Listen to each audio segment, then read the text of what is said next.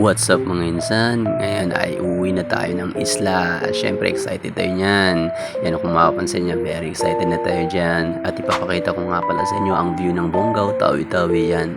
Napaka-simple at napaka-unique at napakaganda guys. Siyempre, bunga ng mga pagod at paghirap ng mga mabubuting tao at masisipag na tao sa bayan ng Bonggao. Yan. At kasama ko nga pala guys, si Razman, yung kaibigan ko sa boarding house yan.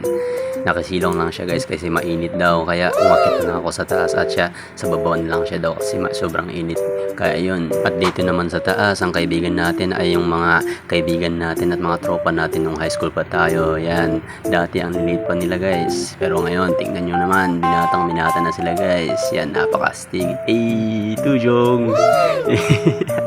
Yan guys, si Kulot yan, sobrang galing yun sumayaw.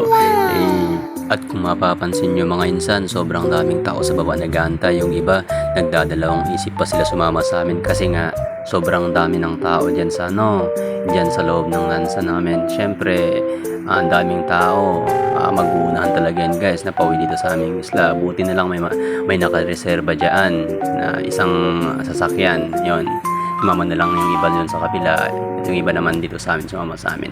So, ayun guys, sobrang daming tao sa baba nag-aantay. At yan mga insan, napakaraming sasakyang pangdagat naka-standby sa bayan ng Bonggao. Yan sasakay yung mga tao mula sa iba't ibang isla ng Tawi-Tawi guys. Yan, di ba? Napakaraming tao yan. May mga chicks pa. Haram po sa lahat. At ayan na nga mga insan, aalis at bibiyahin na kami mula sa bayan ng Bonggao patungo sa Sibutu Island. Yes, yan, napakasaya at napaka-excited namin dyan guys. Yan, syempre marami tayong maiiwan na kaibigan dyan sa bayan ng Bonggao, pero syempre babalik tayo doon para mag-aral. Yan. Pero ngayon, syempre, uwi muna tayo sa isla para doon makipag-celebrate ng Hari Raya Eidil Fitri. Kaya bye muna Bonggao.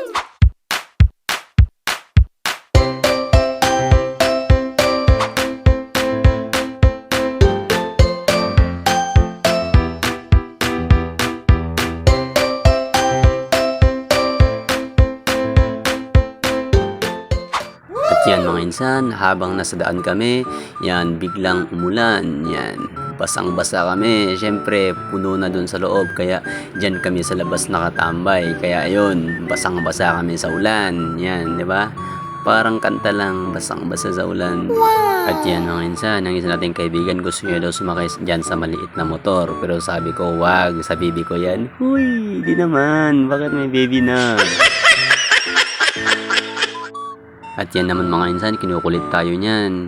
Ayusin ko daw yung camera para makita daw yung kakyutan niya. Ano ka ako? Joke!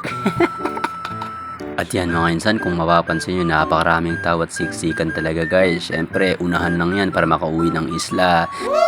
At ayan na nga mga insan, sa loob ng 10 taon na paghihintay, finally nakarating na rin kami. Yan, kung mapapansin yung mga tropa natin dyan sa taas, very excited na sila bumaba dyan. At shout out nga pala sa'yo, Alagyan Banjal. At ayan na nga, kung mapapansin nyo mga insan, napakaraming tao talaga. Yan, syempre, nag-aabang yan sa amin guys. Kaya ayaw ko talaga umuwi sa isla namin kasi yan, sobrang daming tao nakabang sa akin. Napaka-feeling. Syempre, joke-joke lang yan guys. Yan, sinusundo nila yung mga pamilya nila dyan yung nakasakay din sa lansa na sinasakyan natin ngayon. Yan, kung mapapansin nyo, puro mga lalaki guys. Syempre, magdadala sila ng mga babaga, ng mga mabibigat na bagahe na galing sa isla ng Bonggao. Yan, diba? Napaka-nice. Napakaangas. At yan mga insan, nakababa na tayo at hinihintay natin ang sundo natin. Pero ayan, ang tagal talaga ng kuya ko. Sino ba naman pa para sunduin ng on time? Yan guys, masyadong mabilis ang kuya ko magpatakbo. Kaya ayan, napakagulo. Kaya yan guys, hanggang dito na lang vlog natin. Kaya bye bye!